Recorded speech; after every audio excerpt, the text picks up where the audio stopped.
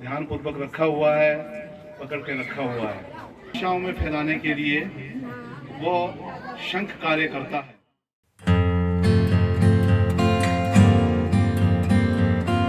Hello दोस्तों, आप सभी का स्वागत है आपके अपने YouTube चैनल तबलाट अमित के ब्लॉग सेशन में। तो दोस्तों, आप सभी कैसे हैं? आई होप आप सभी ठीक होंगे। तो दोस्तों, मैं हूं अभी बुजौरा में। तो यहाँ पर है अध्यापन।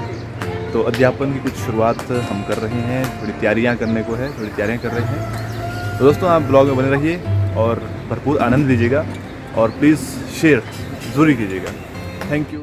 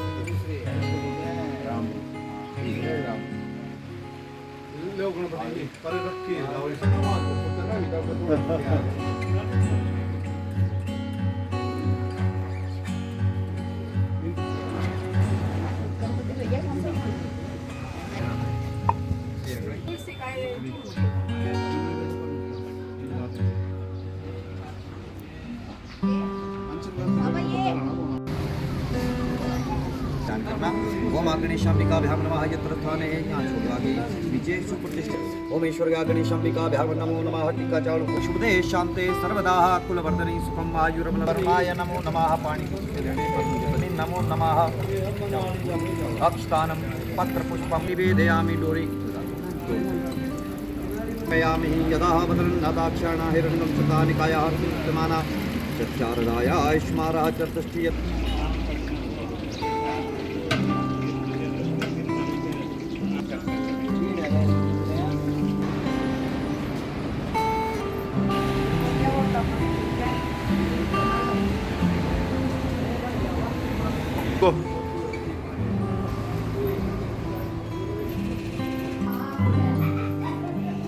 कुरानी समर्पयामि नमः।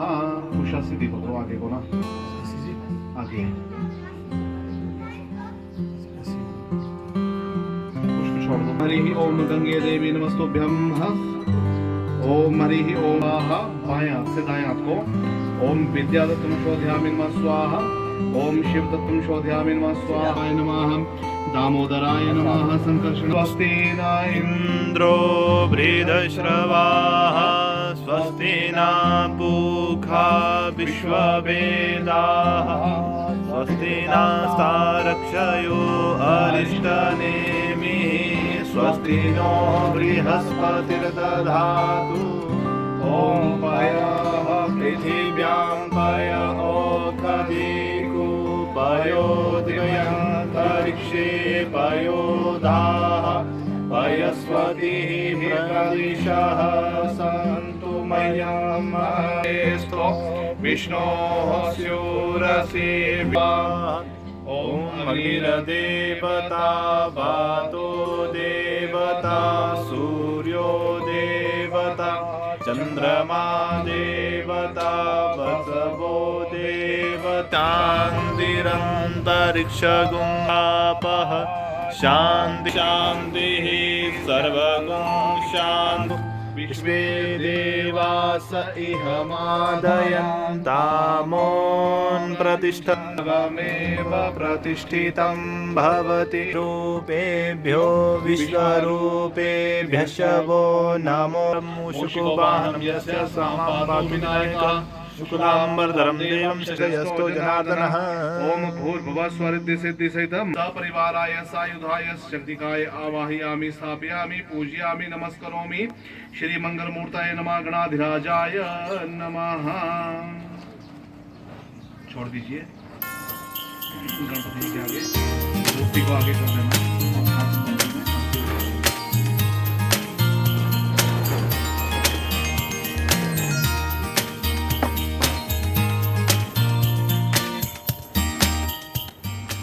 नमस्कार करना, स्पर्श करना। ओम हरि ओम। अपने गुरु जी को नमस्कार करना फूल लेकर के। भव सुव्रतः मंत्र मूर्ते भवन नाम संसारोच्छेदन कारकम देव पूजा विधानार्थम क्रुद्धम और मोक्षम गतिम च नमः नमस्कारान् समर्पयामि नमः। फिर से गणपति को जल छोड़ो, जल छोड़ो। ओम नमः शिवाय चौकी पर छोड़ दो। ओम हरि ओम।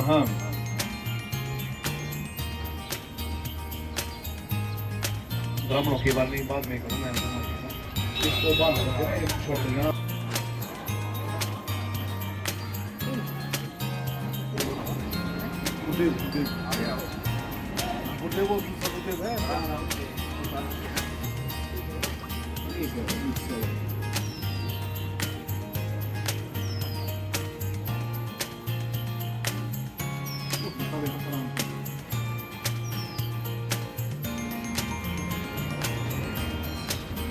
भुजगशयनं पद्मनाभं सुरेशं विश्वाधारं गगनसदृशं मेघवर्णं शुभांगं लक्ष्मीकान्तं कमलनयनं योगी विद्यानमयं वन्दे विष्णु भवभयहरं सर्वलोकैकनाथं।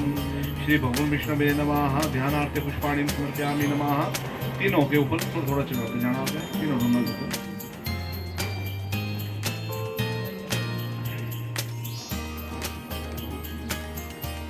आवाहन करना। ओम धामन चित्रम अग्निन्द्रो ब्रह्मा देवो बृहस्पति सचेतसो विश्वदेवा यज्ञं प्रवन्तु न शुभे। ओम भूर्भुवः श्री भगवान विष्णु देवता आवाहयामि नमः। आसन के लिए अक्षत दे दो। सर्वभूतसंप्रदं बृहदाज्यं पशुंस्तां चक्रे भूतानि च सामानि जनिरे छन्दागुंसि जनिरे तस्माद्यद्विस्मावयाः तं जनं पारिहि प्रोक्षन् कुरु देवाजनं तन्वान अघन्नपुरुखं महापशु महाम्। ओम उरुतस्य यदवेश्या पदभ्यागुं शूद्रो अजायत चतुर्दयोः समवर्तत पदभ्यां भूमिदिशा सहस्रार्था लोकान् अल्लपयन्। ओम जतपुरुषेण हविषा वसन्तोऽस्यासि जात्यं विक्ष्म इद देवाजनं तन्वान अघन्नपूर्वे साध्याः सन्ति देवाः।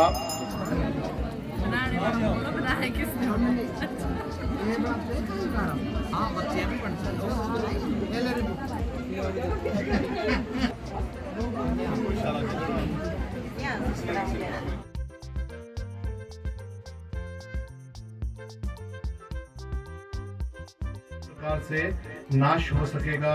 गदा और पद्म ये तथा वनमाला पहने हुए थे। शंख चक्र गदा पद्म इनका भी अपना एक को ध्यान पूर्वक रखा हुआ है, पकड़ के रखा हुआ है। दिशाओं में फैलाने के लिए वो शंख कार्य करता है।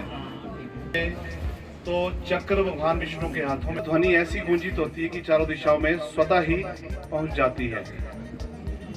और गदा में शत्रु भी होते हैं, दुष्ट भी होते हैं। तो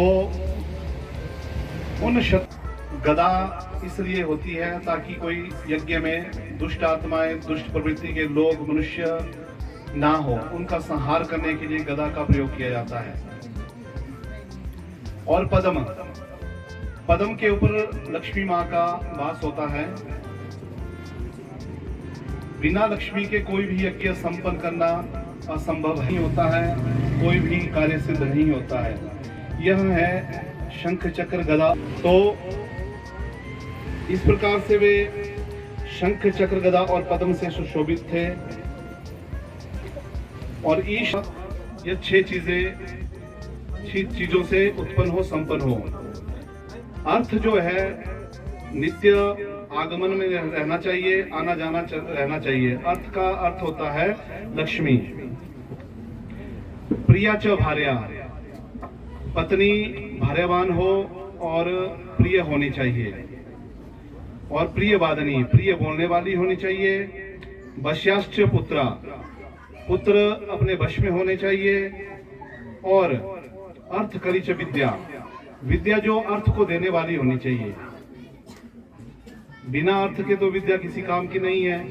तो अर्थेन बिना कोपि कार्यम ना शोभते, अर्थ जो है बहुत जरूरी है।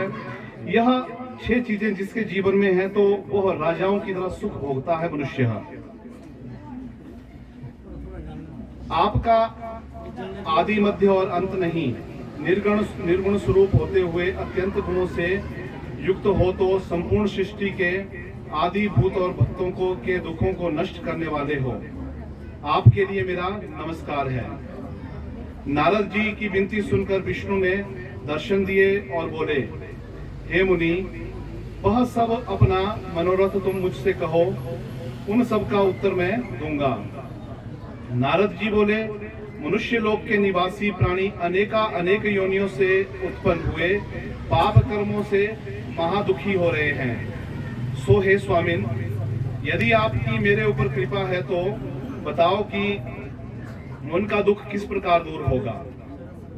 श्री भगवान ने कहा, हे पुत्र, तुमने संसार के ऊपर कृपा करने की इच्छा से उत्तम बात पूछी। जिस उपाय के करने से प्राणी मोह से मुक्त हो जाते हैं उसे सुनो, मैं तुमसे कहता हूं। पाप सबने किए होते हैं, मनसा कर्मणा वाचा, मन से, काम से और वाणी से। तो उन पापों का निवारण करने के लिए उपाय सिर्फ एक ही है, प्रायश्चित करना पड़ता है। कभी भी किसी भी कार्य में, शुरुआत में, आरंभ में प्रायश्चित करना बहुत आवश्यक होता है। बिना प्रायश्चित के कोई भी कार्य सिद्ध नहीं होता है, क्योंकि जो कार्य हमने किए होते हैं, पाप पुण्य जैसा भी है, जाने अनजाने में जो भी पाप किए होते हैं उसका प्रायश्चित हमेशा करना पड़ता है। प्रायश्चित बिना गौदान से नहीं होता है। कोई भी मनुष्य जीवन में एक बार गौदान जरूर करना, या कोई कार्य आरंभ करने, शुभ अशुभ कार्य प्रारंभ जब करता है तो गौदान की आवश्यकता बहुत जरूरी होती है। गौ माताओं में 33 करोड़ देवताओं का वास होता है, इसलिए गौदान करना चाहिए।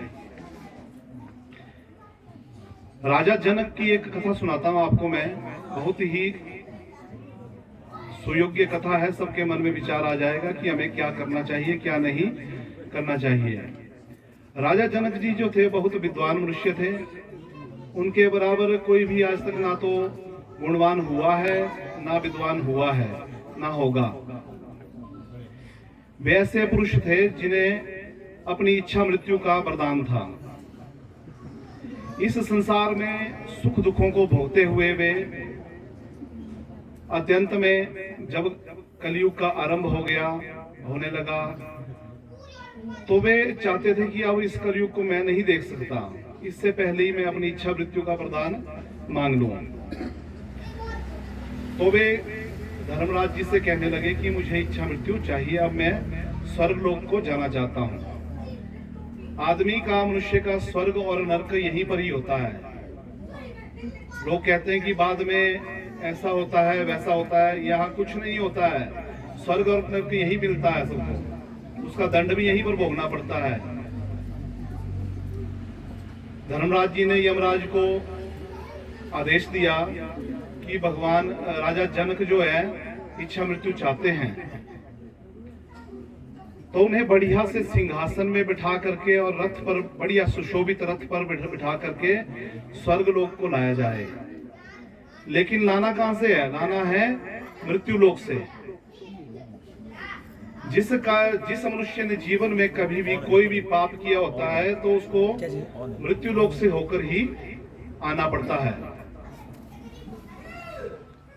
तो जब धर्मराज जी के आदेश के अनुसार यमराज जी उनके पास गए, बढ़िया स्वर्ण सिंहासन पर बिठा करके और मोतियों से हीरों से जड़ित रथ में बिठा करके राजा जनक जी को बिठाया और बोले चलो अब चलते हैं, आपकी इच्छा मृत्यु का वरदान आपके समीप है। जब वे जाने लगे तो वहां पर जाते जाते उनका रथ जो है अपने आप ही स्वतः मृत्यु लोक की ओर, नरक लोक की ओर मुड़ गया। कारण क्या था वो इस समय तो उनसे पूछ नहीं सकते थे, वो तो सारा धर्म लेखा हमारा धर्मराज जी के पास ही है, वही जानते हैं सब कुछ। जब वो वहां से गुजरे तो उन्होंने नरक को भी प्रणाम किया। नरक को प्रणाम करके फिर आगे चले गए स्वर्गलोक में धर्मराज जी के दरबार में, और वहां पर उनको बढ़िया सिंहासन पर बढ़िया आसन दिया गया, उनके लिए सम्मान दिया गया, और राजा जनक बैठे और उठे। उसी समय उन्होंने धर्मराज जी से प्रश्न पूछा, भगवान मैं आपसे एक प्रश्न पूछना चाहता हूं, मन में बड़ी जिज्ञासा है कि मुझे लगता है मैंने जाने अनजाने में कभी भी कोई भी पाप कर्म नहीं किया है, फिर भी मुझे नरक से होकर क्यों आना पड़ा। धर्मराज जी ने कहा, बहुत अच्छा प्रश्न किया आपने। यह प्रश्न सब मनुष्यों के लिए कल्याणकारी है कि आपने ये प्रश्न पूछा। अब इसका उत्तर भी सुनो। एक बार एक गाय अंधी थी, आगे एक गड्ढा था, उस गाय को उस गड्ढे में गिरने से बचाने के लिए आपने सिर्फ एक बार जिंदगी में, जीवन में आपने हट किया है। आपने तो वो कार्य अच्छे के लिए किया था कि उस गाय को कहीं वो गड्ढे में ना गिर जाए, इसलिए वह पीछे हो जाए वहां से। लेकिन उस हठ मात्र से गौ माता को हट कभी नहीं करना। लोग तो बहुत मारते हैं, लात से भी मारते हैं, कई देखे हुए हैं, हाथ से डंडे से मारना। तो उस एक हट मात्र से आपको नरक का रास्ता भोगना पड़ा।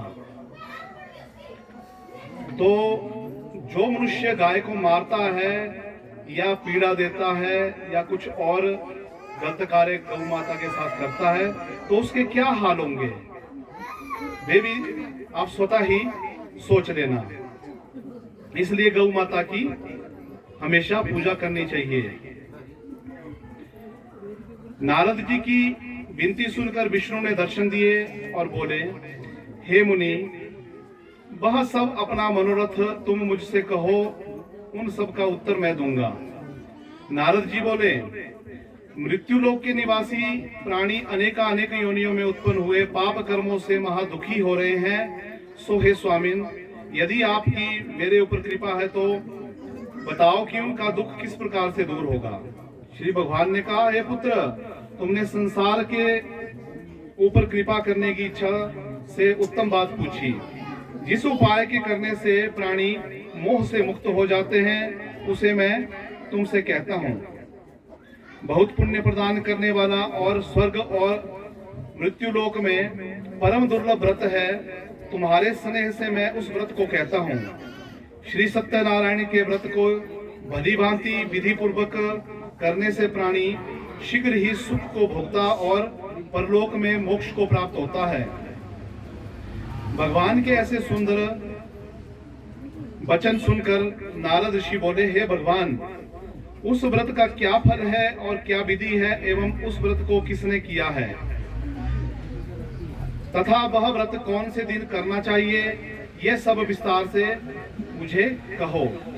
श्री भगवान बोले, यह दुख और शोक आदि को शांत करने वाला और धन और धान्य को बढ़ाने वाला तथा सौभाग्य और संतान को देने वाला और सर्वत्र विजय को देने वाला है। और जिस किसी दिन मनुष्य भक्ति श्रद्धा से युक्त हो उसी दिन संध्या के समय सत्यनारायण भगवान की पूजा करे। भक्ति श्रद्धा से युक्त कहने का तात्पर्य है जिस दिन भी मन करे कि मुझे भगवान सत्यनारायण की कथा करनी है और भोग प्रसाद आदि कसार इत्यादि लगाना है, तो कभी भी कर सकते हैं। भगवान सत्यनारायण की कथा के लिए कोई समय नहीं है, वे कभी भी कर सकते हैं आप। उसी दिन संध्या के समय सत्यनारायण भगवान का पूजन करें। ब्राह्मण और बंधु बांधव सहित धर्म में तत्पर हों। नैवेद्य पक्की मिठाई और सवाया प्रसाद भक्ति से अर्पण करें। केले की फली, घी, दूध, गेहूं का चूर्ण लें। गेहूं के चूर्ण के अभाव में साठी चावल का चूर्ण, बूरा अथवा गुड़ ही लेना चाहिए, परंतु संपूर्ण प्रसाद भक्ति भाव से इकट्ठा करके भगवान का भोग लगावे। अपने बंधुओं सहित कथा श्रवण करके ब्राह्मणों को दक्षिणा देवे और पश्चात बंधु बांधवों सहित ब्राह्मण को भोजन करावे। फिर भक्ति से स्वयं प्रसाद भक्षण करे। नृत्य गीत आदि रात्रि में जागरण का आचरण करे। पश्चात श्री सत्यनारायण का ध्यान करते करते अनेक अपने स्थान को चले जाए। इस प्रकार व्रत करने से निश्चय ही मनुष्य की इच्छा पूर्ण हो जाती है। विशेष करके कलयुग में भूमि के ऊपर यही लघु उपाय है। बोलिए श्री सत्यनारायण भगवान की। कहा गया है कि देवाधीनम जगत सर्वम, ब्राह्मण पूजन करने योग्य है, तो इसके ऊपर एक श्लोक है, देवाधीनम जगत सर्वम मंत्राहीनम तो देवतम ते मंत्र मुखे ब्राह्मणा तस्मात् ब्राह्मणम देवतम। भगवान के अधीन सारा संसार है और मंत्र के अधीन भगवान है। वे मंत्र भगवान ने ब्राह्मण के मुख में दिए हैं, इसलिए ब्राह्मण श्रेष्ठ माना गया है। सूत जी बोले, हे ऋषियों, जिसने पहले समय में इस व्रत को किया है अब मैं बताऊंगा। सुंदर काशीपुर नगर में अति निर्धन ब्राह्मण रहता था। वह भूख और प्यास से बेचैन हुआ नित्य ही पृथ्वी पर घूमा करता था। ब्राह्मण से प्रेम करने वाले भगवान ने ब्राह्मणों को दुखी देखकर बूढ़े ब्राह्मण का रूप धर उसके पास जाकर आदर के साथ पूछा, हे विप्र, नित्य दुखी हुआ क्यों पृथ्वी पर घूमता है? हे श्रेष्ठ ब्राह्मण, यह सब मुझसे कहो, मैं सुनना चाहता हूँ। ब्राह्मण बोला, मैं बहुत निर्धन ब्राह्मण हूँ, भिक्षा के लिए पृथ्वी पर निकला हूँ। हे भगवान, यदि आप इसका उपाय जानते हो तो कृपा करके कहो। वृद्ध ब्राह्मण बोला कि सत्यनारायण भगवान मन चाहे फल को देने वाले हैं, इसलिए हे ब्राह्मण, तू उनका पूजन और व्रत कर, जिसको करने से मनुष्य सब दुखों से मुक्त हो जाता है।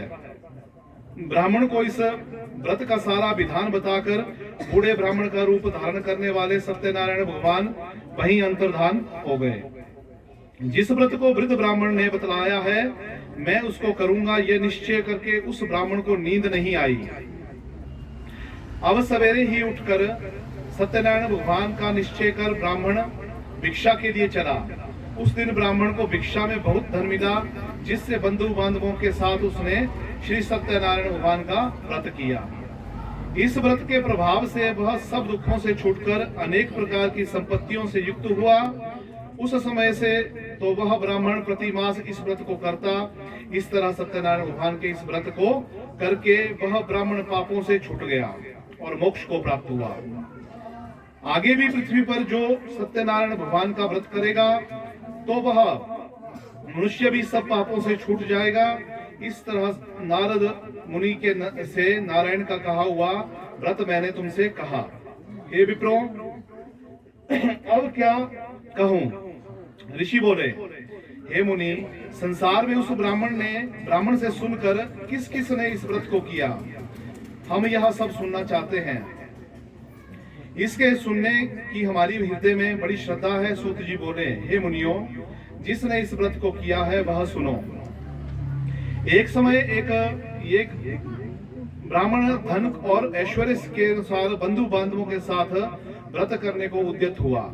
इसी समय एक लकड़ी बेचने वाला आया और बाहर लकड़ियों को रखकर ब्राह्मण के घर आया। प्यास से दुखी लकड़हारे ने ब्राह्मण को व्रत करते हुए देखा और ब्राह्मण को नमस्कार कर बोला कि आप यह क्या कर रहे हैं और इसके करने से क्या फल लाभ मिलता है, यह विस्तार से कहो। ब्राह्मण बोला कि यह सब कामनाओं को पूर्ण करने वाला श्री भगवान सत्यनारायण जी का व्रत है। उसी की कृपा से मेरे यहाँ धन धान्य आदि की वृद्धि हुई है। उससे इस व्रत के विषय में जानकर लकड़हारा बहुत प्रसन्न हुआ और चला गया। सत्यनारायण देव के लिए मन में यह विचार किया कि आज लकड़ी बेचने से जो धन प्राप्त होगा उससे ही मैं सत्यनारायण देव का उत्तम व्रत करूंगा। मन में यह विचार कर लकड़ियां सिर पर रखकर जिस नगर में धनवान लोग रहते थे ऐसे सुंदर नगर में गया। उस दिन उसे लकड़ियों का दाम दुगना मिला। तब वह प्रसन्न होकर पके केले की फली, शक्कर, घी और गेहूं का चूर्ण सब इकट्ठा और सवाया लेकर अपने घर को चला गया तथा सब भाइयों को बुलाकर विधि के साथ व्रत किया। उसके प्रभाव से लकड़हारा धन पुत्र आदिकों से युक्त हुआ और संसार का सुख भोगकर बैकुंठ को चला गया। बोलिए श्री सत्यनारायण भगवान की। सूत जी बोले, हे श्रेष्ठ मुनियों, अब आगे की कथा कहता हूँ, सुनो। पहले समय में उल्का मुख नाम का एक बुद्धिमान राजा था। वह सत्य वक्ता और जितेंद्रिय था। जिस दिन प्रतिदिन देवस्थान में जाता तथा ब्राह्मणों को धन देकर संतुष्ट करता था। उसकी स्त्री कमल के समान मुख वाली और सती साध्वी थी। भद्रशिला नदी के किनारे उन दोनों ने सत्यनारायण का व्रत किया। उस समय में वहां पर एक साधु वैश्य आया जिसके पास व्यापार के लिए बहुत प्रकार का धन था। नौका को ठहरा राजा के पास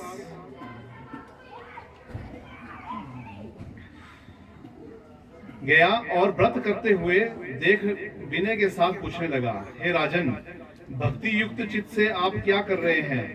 मेरी सुनने की इच्छा है, यह आज मुझे बताएं। राजा बोला, हे साधु, अपने बंधु बांधवों के साथ पुत्र आदि की प्राप्ति के लिए यह महाशक्तिवान सत्यनारायण भगवान का व्रत व पूजन किया जा रहा है।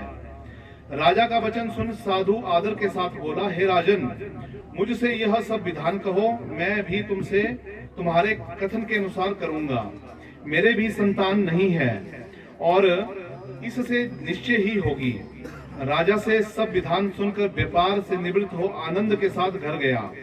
साधु ने अपनी स्त्री के से संतान के देने वाले उस व्रत का समाचार सुनाया और कहा कि जब मेरी संतान होगी या होगा तब मैं इस व्रत को करूंगा। साधु ने ऐसा अपनी स्त्री लीलावती से कहा। एक दिन उसकी स्त्री लीलावती पति के साथ आनंदित होकर सांसारिक धर्म में प्रवृत्त हुई और सत्यनारायण भगवान की कृपा से गर्भवती हो गई तथा 10वें महीने में उसके एक कन्या का जन्म हुआ। दिन दिन वह कन्या इस तरह बढ़ने लगी जैसे शुक्ल पक्ष का चंद्रमा बढ़ता है। कन्या कलावती का नामकरण संस्कार किया गया। पश्चात लीलावती ने मीठे शब्दों में स्वामी से कहा कि आप संकल्प किया हुआ भगवान का व्रत क्यों नहीं करते? साधु बोला कि हे प्रिय, इसके विवाह के समय करूंगा, व्रत भूल गया। अब बोल रहा है कि वह मैं व्रत विवाह के समय करूंगा। अपनी स्त्री को यह आश्वासन दे वह नगर को चला गया। कलावती पितृगृह में वृद्धि को प्राप्त हो युवा हो गई। साधु ने नगर में सखियों के साथ कन्या को देखा तो तुरंत ही उस धर्मविद ने दूत बुलाकर भेजा कि कन्या के विवाह के लिए अच्छे वर की खोज करो। साधु की आज्ञा पाकर दूत कंचन नगर को गए। दूत वहां एक वैश्य के पुत्र को लेकर आ गया। साधु ने सुंदर गुणयुक्त वैश्य पुत्र को देखकर जाति और बांधवों सहित संतुष्ट विधि के अनुकूल अपनी कन्या का हाथ उसके हाथ में दे दिया और विवाह कर दिया। प्रारब्ध से विवाह के समय साधु व्रत करना भूल गया। आगे आगे कहता गया कि मैं आगे करूंगा, जब वे बड़ी हो जाएगी तब करूंगा। तो वह इस प्रकार से व्रत करना भूल गया, जिसके कारण भगवान रुष्ट हो गए। अपने कर्म में प्रवीण साधु कुछ समय पीछे जमाता सहित व्यापार के लिए गया, जमाता दामाद के साथ, और सिंधु के समीप रतनपुर नगर में जाकर व्यापार करने लगा। उन दोनों के साथ राजा चंद्रकेतु के नगर में पहुंचने पर सत्यनारायण भगवान ने उनको प्रतिज्ञा भ्रष्ट देखकर शाप दे दिया कि साधु को अत्यंत दारुण दुख मिले। एक दिन राजा के धन को लेकर चोर वहां ही आए जहां ये दोनों ठहरे थे। पीछे से राजा के दूतों को दौड़ते हुए आते देखकर चोर भयभीत होकर माल वहीं पर छोड़कर छिप गए। राजा के दूत वैश्य के पास पहुंचे तो वहां राजा के धन को रखा देखकर उन दोनों वैश्यों को ले गए। प्रसन्नता के साथ दौड़ते हुए राजा के समीप जाकर बोले, ये दोनों हम लाए हैं, देखकर आज्ञा दें। राजा की आज्ञा पाकर उनको तुरंत दृढ़ता के साथ बांधकर महाकारागार में बिना विचारे डाल दिया। सत्यनारायण भगवान की माया से वशीभूत होकर किसी ने उनका कहना नहीं सुना और उन दोनों का धन भी राजा चंद्रकेतु ने ग्रहण कर लिया, हरण कर लिया। उसी शाप के द्वारा उनकी स्त्री भी घर पर बहुत दुखी हुई और घर पर जो धन था वह चोरों ने चुरा लिया। शारीरिक और मानसिक पीड़ाओं से तथा भूख प्यास से अति दुखित हो अन्न की चिंता में घर घर फिरने लगी। एक दिन वह भूख से पीड़ित हुई ब्राह्मण के घर गई। वहां जाकर उसने सत्यनारायण के व्रत को देखा। वहां बैठकर कथा सुनकर प्रसाद भक्षण कर रात को घर गई।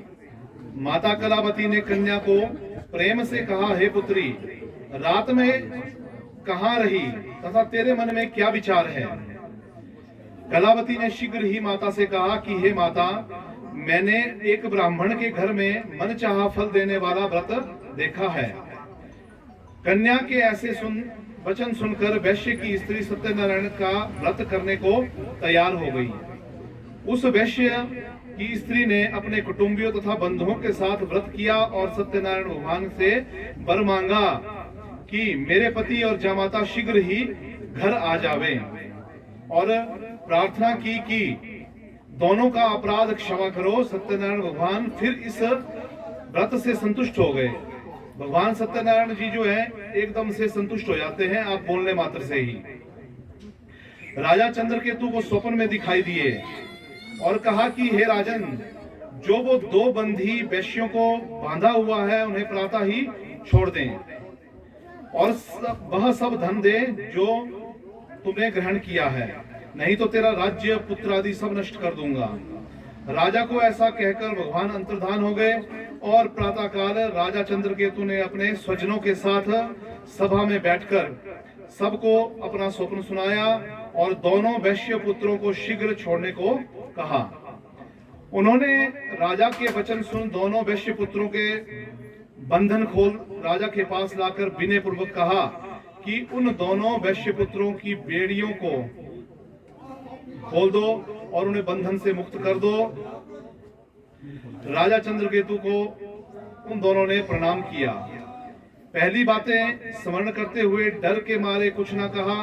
राजा ने दोनों वैश्य पुत्रों को देखकर आदर सहित कहा कि प्रारब्ध से तुमने अत्यंत दुख उठाया, परंतु अब कुछ डर नहीं है।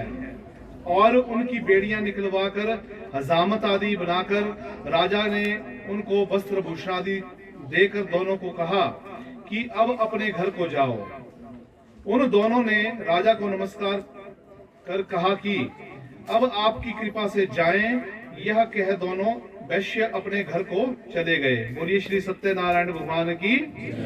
सूत जी बोले, वैश्य ने मंगलाचरण करके यात्रा आरंभ की और ब्राह्मणों को धन देकर अपने नगर को चला।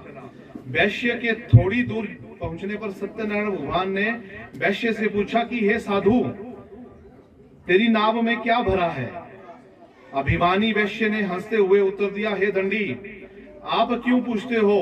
क्या मुद्रा लेने की इच्छा है? मेरी नाव में बेल तथा पत्ते आदि भरे हुए हैं। वैश्य का कठोर वचन सुनकर भगवान ने कहा कि तुम्हारा वचन सत्य हो। कभी कभी वचन जो है असत्य की जगह सत्य भी हो जाता है और सत्य की जगह सत्य भी हो जाता है, तो इसलिए जो बोलना है तो ध्यान पूर्वक बोले। कभी कभी लक्ष्मी जो है हमारे मुख में वास कर रही होती है। ऐसा कहकर तुरंत ही दंडी उसके पास से चले गए और कुछ दूर जाकर समुद्र के किनारे आसन जमा दिया। दंडी के जाने पर वैश्य को नित्य क्रिया के पश्चात नाव को ऊंची उठी देखकर बहुत आश्चर्य हुआ तथा नाव में बेल आदि देखकर वह मूर्छित हो भूमि पर गिर पड़ा। पुनः मूर्छा खुलने पर वैश्य बहुत चिंतातुर हुआ। उस समय उनके जमाता ने कहा कि आप शोक ना करें, यह दंडी का शाप है। वह सब कुछ कर सकते हैं, इसमें कोई संदेह नहीं है, अतः उनकी शरण में चलना चाहिए, तब ही हमारी इच्छा पूरी होगी। जामाता के वचन सुनकर वैश्य दंडी के पास पहुंचा और दंडी को देखकर अत्यंत भक्ति भाव से आदर पूर्वक नमस्कार कर बोला, मैंने जो आपसे असत्य वचन कहे थे उस मेरे अपराध को क्षमा करें। इस प्रकार बार बार नमस्कार कर शोक से व्याकुल हो गया। उस वैश्य को इस तरह विलाप करते देखकर दंडी स्वामी ने कहा, रो मत और मेरे वचन को सुन, तू मेरी पूजा से बहिर्मुख हो गया है। हे दुर्बुद्धि, तूने मेरी आज्ञा से पुनः दुख पाया है। भगवान के ऐसे वचन सुन वैश्य स्तुति करने को उद्यत हुआ। साधु बोला, हे भगवान, आपकी माया से मोहित हुए ब्रह्मा आदि भी देवता भी जब आपके रूप को नहीं जानते, तब मुझसा दुर्बुद्धि आपकी माया से मोहित होकर कैसे जान सकता है। आप प्रसन्न हो जाएं, मैं ऐश्वर्य के अनुसार आपकी पूजा करूंगा। मुझ शरणागत की रक्षा करो और पहले के समान नौका में धन कर दो या धन भर दो। तो वैश्य के भक्ति से भरे हुए वचन सुनकर भगवान प्रसन्न हो गए। उनकी इच्छा अनुसार वर देकर वहां से अंतर्धान हो गए। तब वैश्य ने नौका पर चढ़ नाव को भरी हुई देखा। तब कहा कि सत्यनारायण की कृपा से मन चाहा फल हुआ और साथियों सहित तथा विधि विधान से पूजन करके सत्यनारायण भगवान की कृपा से अत्यंत प्रसन्न हुआ और सत्य पूर्वक नाव को जोड़ अपने देश की ओर चला गया। साधु ने जामाता से कहा कि हमारी नगरी को देखो और अपने धन के रक्षक दूत को नगर भेजो। दूत ने नगर में जाकर वैश्य स्त्री को देखकर हाथ जोड़कर नमस्कार कर अनुकूल वचन कहे। वैश्य जामाता तथा बंधु बांधव सहित नगरी के समीप आ गए। दूत के ऐसे वचन सुनकर वैश्य की स्त्री बहुत प्रसन्न हुई और सत्यनारायण की पूजा कर अपनी कन्या से बोली कि हे पुत्री, मैं चलती हूँ और तू दर्शन करने के लिए शीघ्र आ। ऐसे माता का कहना सुन और व्रत को समाप्त कर प्रसाद को त्याग कर, कभी भी प्रसाद को त्याग कर नहीं जाना चाहिए। जहाँ बैठे हुए हैं कथा सुन रहे हैं तो प्रसाद आदि ग्रहण करके ही जाना चाहिए। फिर से भगवान वहां पर अप्रसन्न हो गए। प्रसाद को त्याग कर वह भी पति की ओर गई। इससे सत्यनारायण भगवान ने क्रोध कर उसके स्वामी और धन सहित नौका को डुबो दिया। कलावती अपने पति को ना देखकर बहुत शोक से रोती हुई भूमि पर जा पड़ी। इसी तरह नौका को देख और कन्या को रोती देखा वैश्य के भयातुर हो कहा, यह आश्चर्य क्या आश्चर्य हुआ। सारे मल्लाह भी चिंता करने लगे। तब लीलावती अपनी कन्या को देख अत्यंत बेचैन हुई और विलाप करती हुई अपने पति से बोली, अभी नाव सहित वह कहाँ छिप गए। मैं नहीं जानती कौन देवता के कोप से नाव हरण की गई। सत्यनारायण भगवान का महात्म्य भी कौन जान सकता है। यह स्वजनों के साथ अत्यंत विलाप करने लगी। लीलावती कन्या को गोद में लेकर रोने लगी और कलावती कन्या ने स्वामी को ना पाकर दुखित हो गई। खड़ाऊ लेकर सती होने का निश्चय किया। कन्या का ऐसा विचार देख वैश्य और उसकी स्त्री अत्यंत शोक से पीड़ित हो चिंता करने लगी। या तो सत्यनारायण भगवान ने नौका को हर लिया अथवा मैं उनकी माया से मोहित हो गया हूँ। मैं धन ऐश्वर्य के अनुसार सत्यनारायण की पूजा करूंगा, ऐसा अपना मनोरथ सबको बुलाकर कहा और दंड के समान बार बार भूमि पर गिर कर सत्यनारायण भगवान को प्रणाम किया। तब दीनों के पालन करने वाले भगवान प्रसन्न हुए। दया से परिपूर्ण होकर साधु से बोले कि तेरी कन्या प्रसाद छोड़कर पति को देखने के लिए आई, इसलिए कन्या का पति अदृश्य हो गया है और घर जाकर प्रसाद खाकर लौट आ जा। तेरी कन्या का पति मिल जाएगा।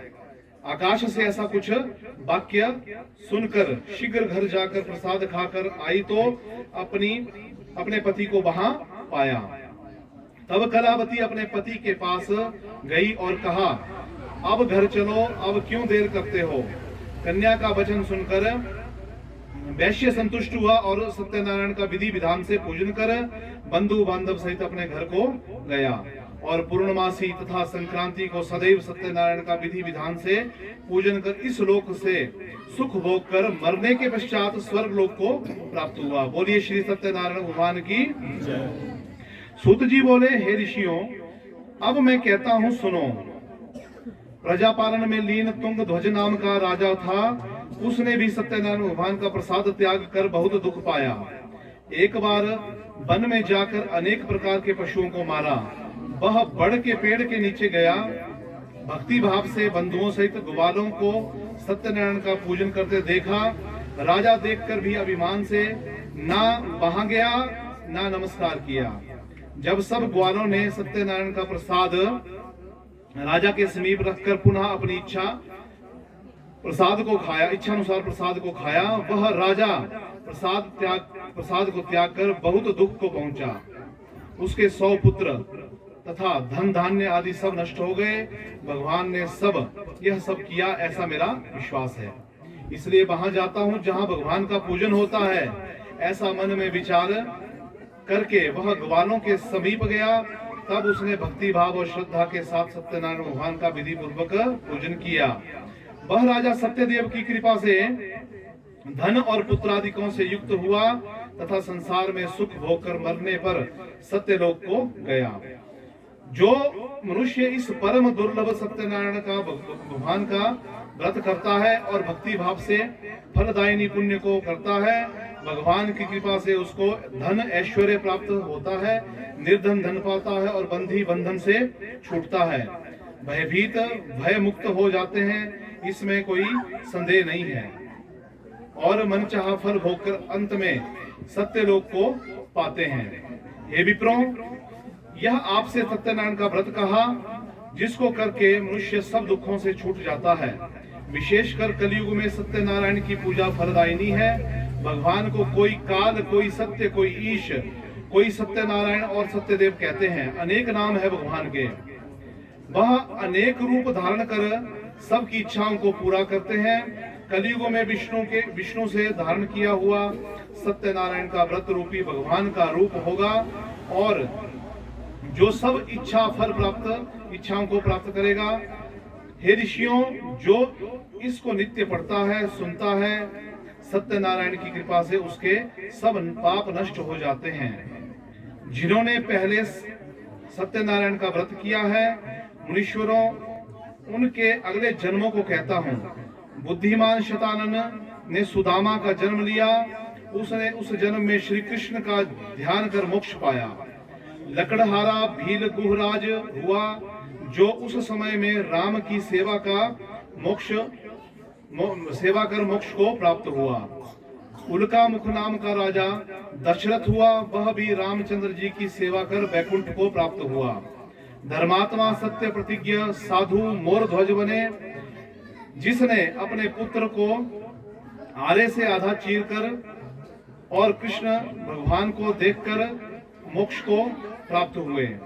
महाराज तुंग ध्वज स्वयंभू हुए, मनु हुए, जिन्होंने भगवान के सब भक्ति युक्त कर्म कर मोक्ष को प्राप्त किया। बोलिए श्री सत्यनारायण भगवान की।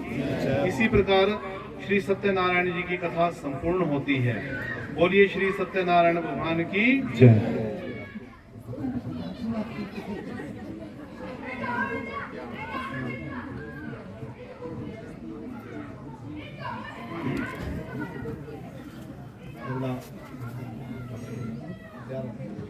सुरेशं विश्वाधारं गगनसदृशां मेघवर्णं शुभांगं लक्ष्मीकान्तं कमलनयनं योगिर्ध्यानगम्यं वन्दे विष्णु भवभयहरं सर्वलोकैकनाथं सर्वमङ्गलमाङ्गल्ये नारायणी नमोस्तुते।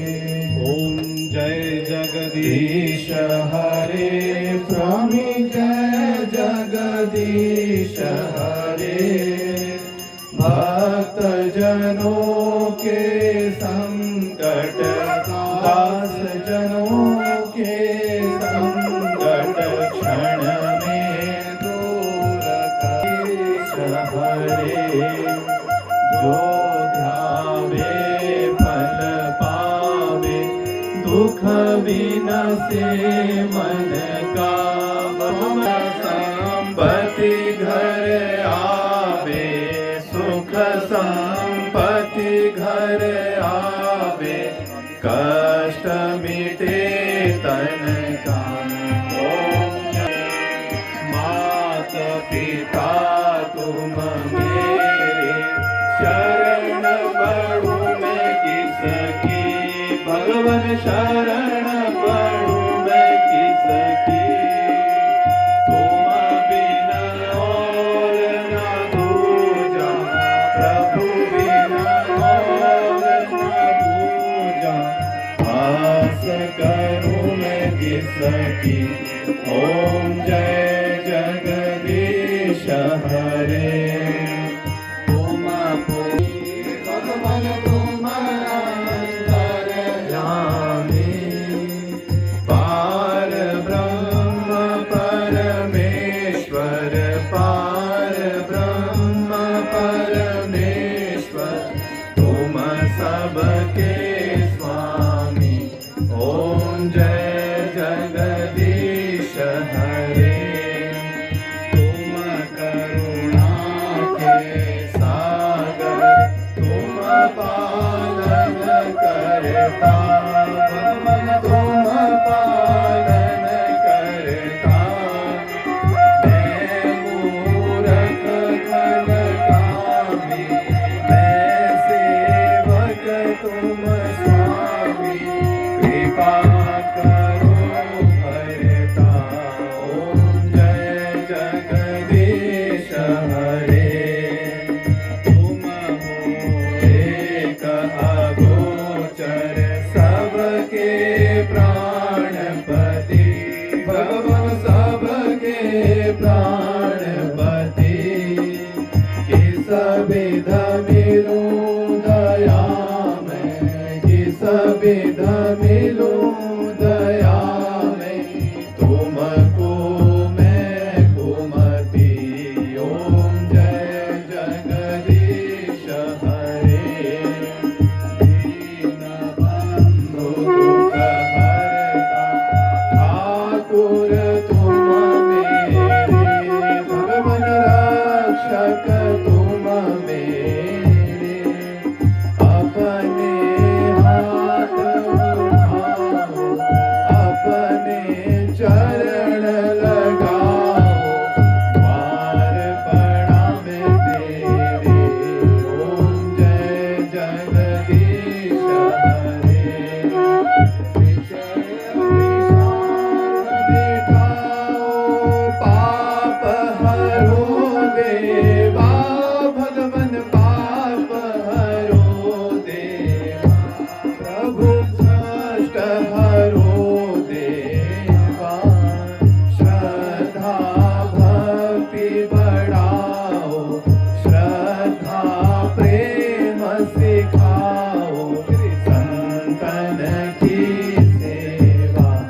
ओम जय जगदीश हरे। तन मन धन सब कुछ है सब कुछ है तेरा। प्रभु सब कुछ है तेरा। तेरा तुझको अर्पण। तेरा तुझको अर्पण। क्या लागे मेरा। ओम जय जगदीश हरे। ओम जय जगदीश हरे। प्रभु जय दीनानाथ। प्रभु जय जय राधे श्याम हरे। भक्त जनों के संकट दास जनों के संकट क्षण में दूर करे। ओम जय जगदीश हरे।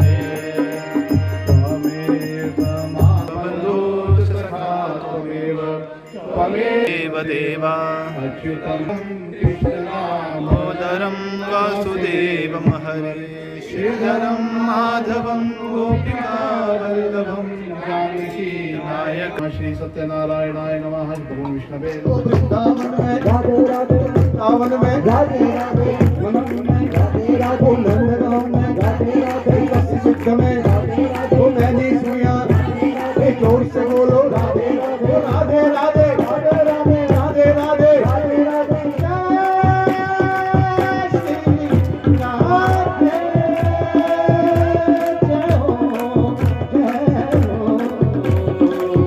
राधा तो कह रही है श्री राधा राम की, राधे राधा तो कह रही है श्री राधा राम की।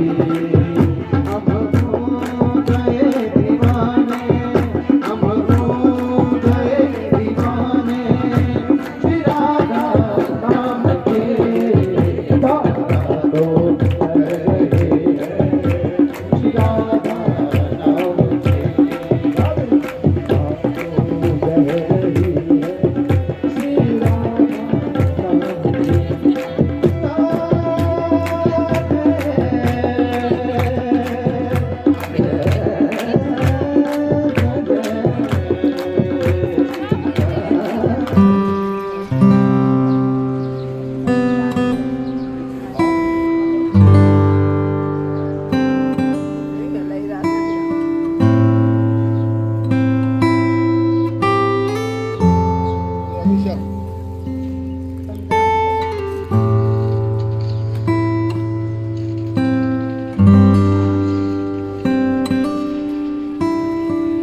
वर दबाया बंद पाउज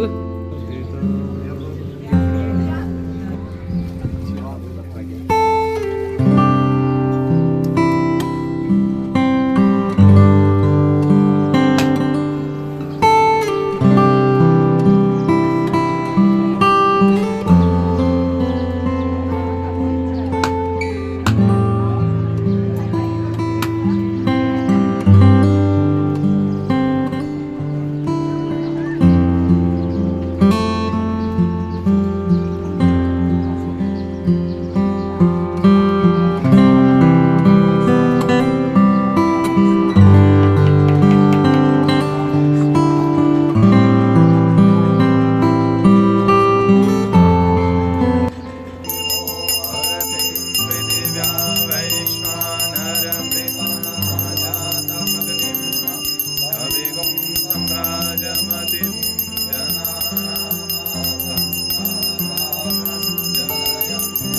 देवा।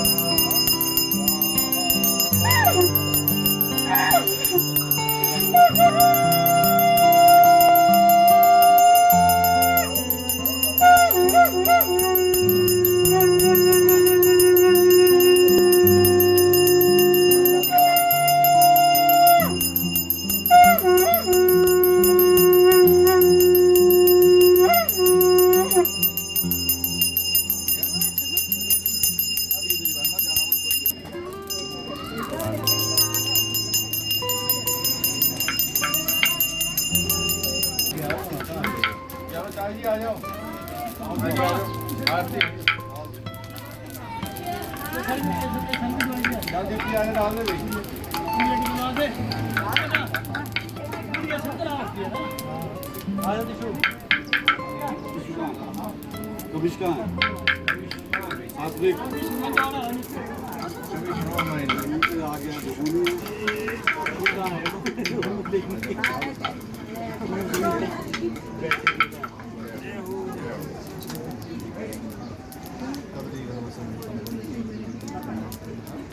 नामं सुरेशं विश्वाधारं गगनसदृशं मेघवर्णं शुभांगं लक्ष्मीकान्तं कमलनयनं योगिवीर्यानगम्यं वन्दे विष्णु भवभयहरं सर्वलोकैकनाथम्।